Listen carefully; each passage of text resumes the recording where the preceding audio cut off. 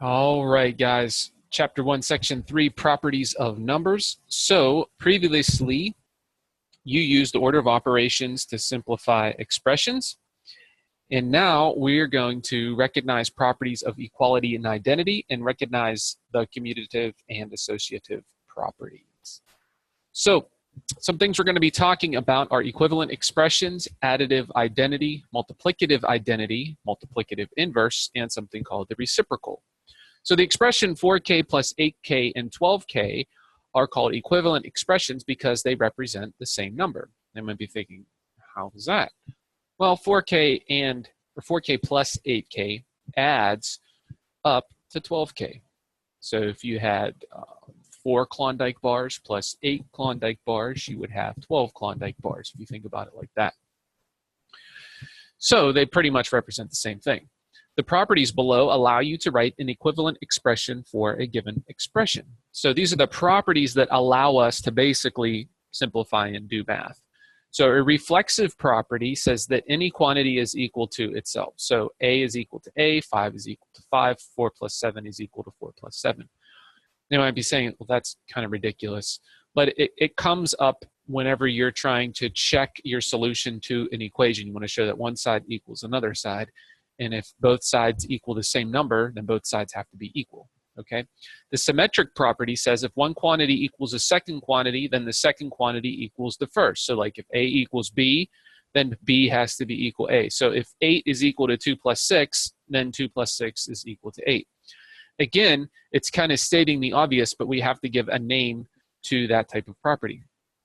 The transitive property says if one quantity equals a second quantity and the second quantity equals the third quantity, then the first quantity has to equal the third one. So if A equals B and B equals C, then A equals B. So if it's like if you're the same age as your cousin and your cousin is the same age as their friend, then that means you must be the same age as their friend also, something like that. So if 6 plus 9 equals 3 plus 12 and 3 plus 12 equals 15, then 6 plus 9 equals 15. And you might be thinking, well, you could just add them all and get 15 either way. That's true, but when you start to throw variables into the mix there, then the property becomes much more effective and useful. So the substitution property says a quantity may be substituted for its equal in any expression. So if A equals B, then you can use A instead of B. So if n equals 11, then you can substitute 11 into 4n and get 4 times 11 like you have right here. So the sum of any number and 0 is equal to the number. So 0 is called the additive identity.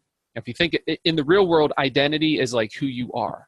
So the additive identity is when you add something to a number and you get the same number, you get what it is. So that the only number that works with is 0. When you add 0 to anything, you get that number back. The additive identity is 0 because when you add 0 to any number or any number to 0, you get that number. The additive inverse is the opposite of a number. The additive inverse is when you add a number to itself or you add a number to another number and you get 0. So 3 plus negative 3 is 0. Negative 4 plus 4 is 0. 4 and negative 4 are additive inverses. Okay, so evaluate this expression and name the property used in each step. Now, this section is all about these properties and why you're allowed to do these things.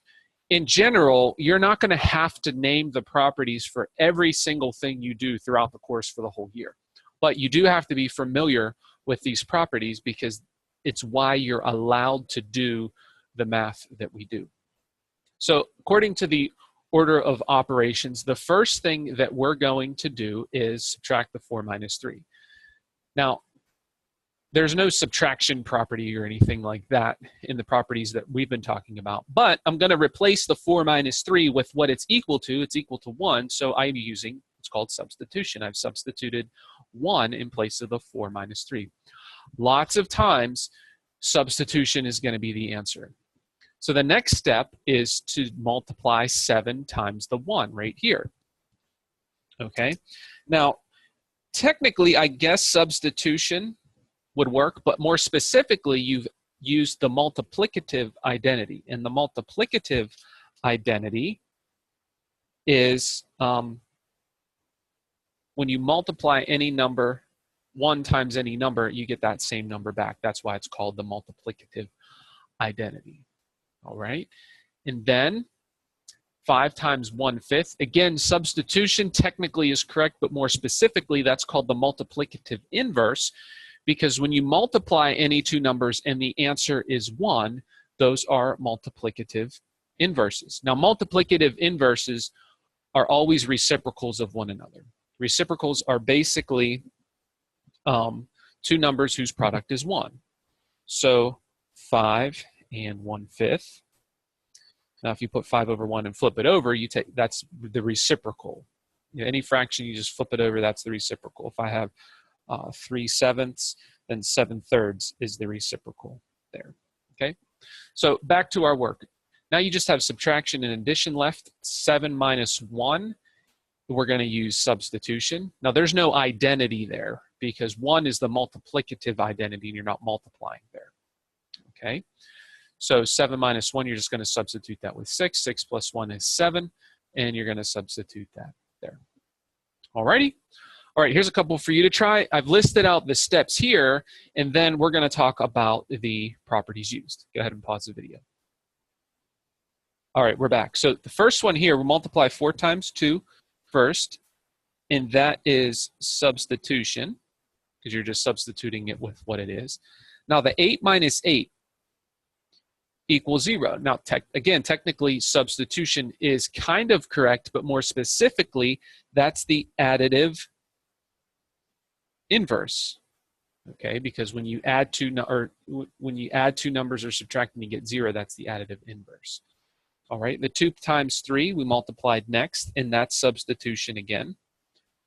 And then 6 plus 0 is what we're going to do next. Again, substitution is technically correct, but more specifically, that's the additive identity. Okay, so for 1b, first thing we do is inside the parentheses division.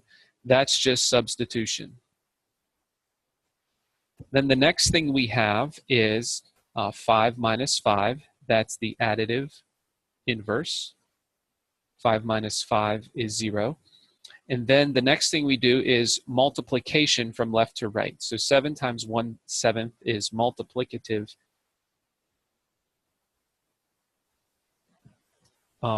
multiplicative inverse. And that gives us 1. And then 6 times 0 gives you, that's the multiplication property of 0.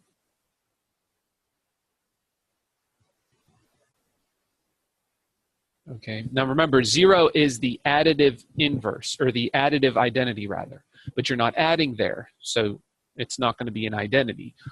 Anytime you multiply a number by 0, you're using the multiplication property of 0, which basically says 0 times any number is 0. Okay? Now here you're adding 0, and that's the additive identity. Okay? All right. Well, that's it for this video.